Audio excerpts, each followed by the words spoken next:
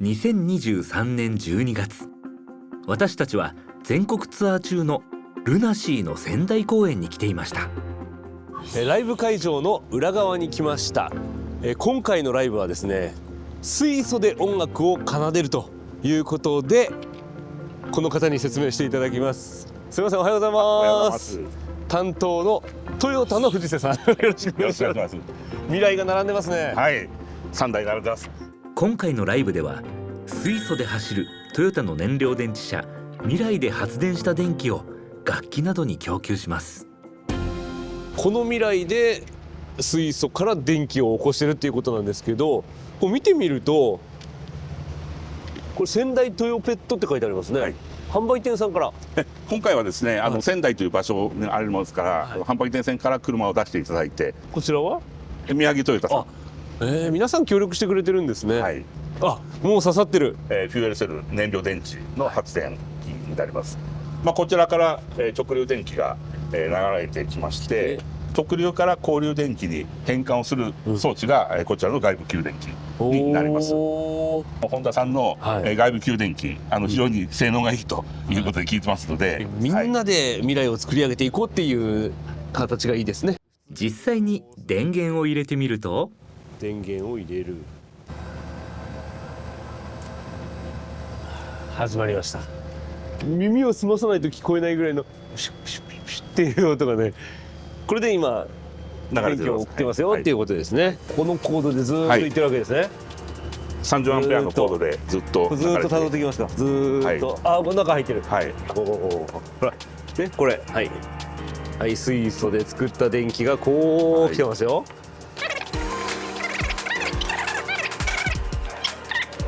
入ってった。これがもうステージの方になるんですね。ステージの裏側に行きます。失礼します。すみません。よろしくお願いします。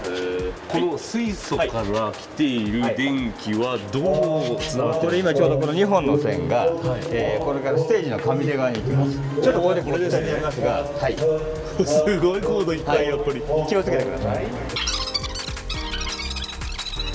来た。どんどん近づいてきましたよ。でここの2本が、1本はこの上の、これはメンバー楽器杉蔵の方のアンプの方に行く方の、杉蔵の環境問題意識とかでの 3.11 以降の彼のそういう活動とか含めて、皆さんが賛同してってトヨタさんもホンダさんも協力してくれて、ここで今ずっと続けてます。ホンダの方にも話を聞きました。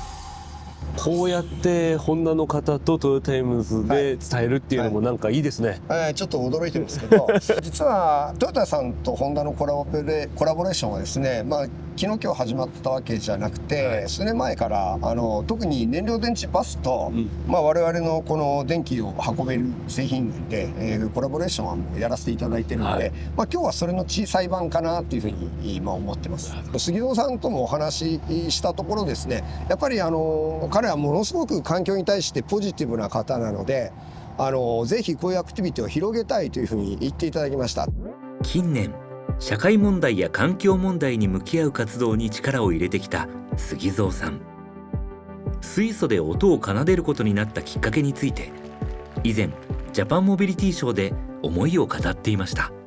エンターテインメントが今後やはり持続可能な未来に向けて人々が舵を切り始めている近年、やはりそのモードにシフトしなければいけない、それをずっと僕は長く考えていました。といっても20年ぐらい、でこの7年ほど水素燃料電池によるコンサートを実践し始めた、それが結果的にとても素晴らしいことになったので、それが着実に一歩一歩今進んでいて、最初の目的は僕らがライブをやることにおいて極力 CO2 を出したくないというところから始まったんです。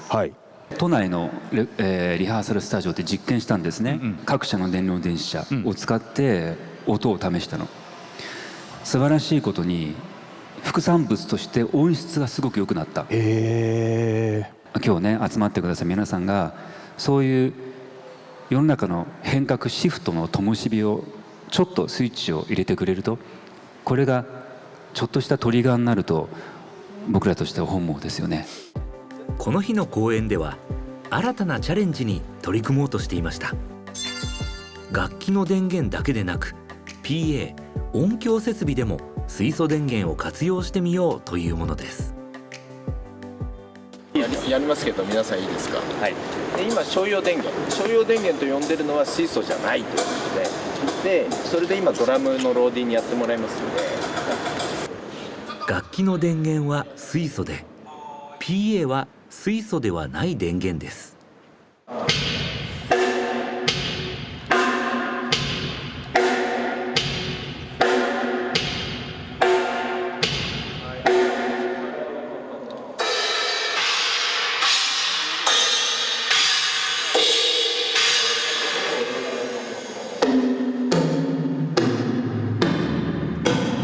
じゃあこれから切り替えますんで。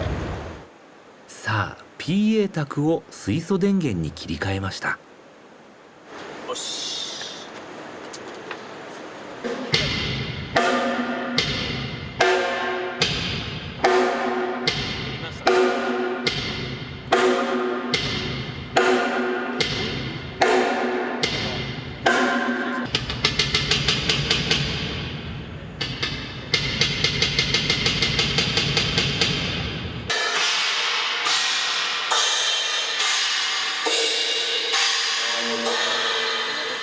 ギラギラか。まろやかになる。スネアは聞こえるのね。スネアの帯域はすごい。帯域すごいのね。シンバルがなんか本当だ。遠くなっちゃった。ついてこないっていう感じは。そう。ドンが本人が踏んだパワー感の表に出てくる音量感が違うよ。違うって感じだよね。その一つ商用電源でやった時にあんだけ伸びやかに出てたシンバルが伸びやかに出ない。PA になってくるとやっぱり 20Hz から 40Hz の制御感とかドライブ感っていうのが絶対的にコンサートは生きてくる。そこがこうなんか弱いというか。いやものすごい興味深いですね。本当に。いやいいこともたくさんあって、あのスネアの飛び方っていうのはあんまり聞いたことがないんで、素晴らしいですね。確かに。なるほど。一長一短という言葉ですね。こればっかり。ここはまさにそうですけど、音って空気の振動なので肌で聞いてる。そうそうそう。間違いない。その通り。耳で聞いてない。耳で聞いてないです。耳で聞いてない。体全体で聞いてる。はい。この日は PA での水素電源の活用は見送ることになりました。ただ水素と音楽の可能性は無限に広がっているといいます。長年こうやって音を仕事にしてらっしゃって、そうですね。40年ですね。うわすごい。水素を使った電気で奏でる音っていうのは、やっぱり違いを感じたんですか？圧倒的に変わりましたね。まずは楽器から始まったんですけど、すごい音がクリアになりましたね。このバンドは13年間自分ミックスしてるんですけども、この水素電源で楽器を使った時にすごい変化を感じましたね。逆になんかもうちょっとこういうとこが課題だなって感じることってあるの？まあ今日テストをやった上でこの大規模なコンサートのその低音がドーンって押し出す感じとか肌をこう揺らしてる感じの低音感っていうのが今後必要かなっていう部分で、それはやっぱりこういろんな電気的なエレクトリックなそのコンバーターと言われてる部分かもしれないですけど、そこの部分にある可能性はありますよね。確かに商用電源の方がこうズンズンこう体に当たってくるような、膝ぐらいに音があるような感じだ。ただ圧倒的にドラムのスネアの音は水素はすごいと思いました。圧倒的ですね。音の立ち上がりの速さとかクリアさとかっていうのはもうそこはすごい魅力ですね。だから一長一短の問題点を解決していくと、怖いものなしになるんじゃないですかね。じゃあまだまだこの先も可能性を感じて。いやもうすごいあると思いますね。家庭でも水素でね、オーディオマニアが聴けるような時代が来たらすごく魅力的かなと思いますよね。では杉蔵さんの楽屋にお邪魔いたします。すいません、失礼いたします。失礼いたします。お疲れ様です。よろしくお願いいたします。よろしくお願いします。本番前にすいません。いえ、とんでもないです。音の違いにびっくりした副産物でっていうのはモビリティションの時にお聞きしましたけども、これから水素を活用する場がどうやって広がっていってほしいって思われてますか？まずは例えば自治体とか、役所とかで、FCV やこういうガジェットを所有していただいて、それをね一般の方々に貸し出したり、例えばその町のお祭りとかイベントとかどんどん活用できるので、その可能性をまず知らしめることですよね。問題は知られてないってことなんです、全然可能なことなので、一足先に、経験した人とか僕らみたいに率先してる人はやはりどんどん伝えることが大事じゃないかなと。そこまで杉蔵さんが水素をこうやって皆さんに知ってもらおうとしているのはどんな思いがあるからなんですか？地球をきれいにしたいから。未来は今よりもより良い環境であってほしいと思うし、世界中の環境がやはり今は相当傷ついてるし病んでいるはずなので、それを食い止めたい。その一つの手段としてで最も可能性を感じているのが水素だっていうところですね。まさにこうお話を聞いていて、もうトヨタと同じこう方向性を向いてらっしゃるので、すごくこう言い方失礼かもしれないですけど仲間のように感じさせていただいていて、そんな恐縮ですよ。ありがとうございます。ただやっぱりこういう仲間がどんどん増えていくっていうことが大事ですね。と思います。僕からすると、日本が誇る大企業のトヨタが率先して水素をはじめとしたサスティナブルな社会構築のために率先して動いてるって素敵なことだと思います。杉蔵さんがきっかけを作った水素と音楽の組み合わせは今やルナシーのライブシーンには欠かせない存在となりつつあります。現場に再びお邪魔しました。今日はライブで使う未来を実際に借りるところからね、行きましょう。よろしくお願いします。よろしくお願いします。トヨタレンタカーで未来貸し出してるんですね、普通に。はい、当社の場合は5台貸し出して、そんなにしております。モニター事業になりまして、お得な価格で、水素も燃料代も込みのお値段で、実はお貸し出しさせていただいてますので、最終的に、何台ルナシーさんのライブで今回2日間なんですね。富山と連携した分2日間でもう全然余裕が水素充電しなくてもいけちゃうんですか？大丈夫。そうなんだ。それがすごいですよね。ね、僕充電入れるのかと思ったら充電をしなくても大丈夫。会場までせっかくですから私と藤田さん1台ずつで運転していきますか。ね。静かだな、やっぱり。しかもパワーがあるんですよね、この第2世代の未来は。ライブで使う未来を走らせてるっていうのが普通にない感覚なんで、ちょっとワクワクしてきますね。金沢っぽくていいですね。加賀百万石を味わいながら歴史のある道を未来の車で走る。ライブ会場に到着しました。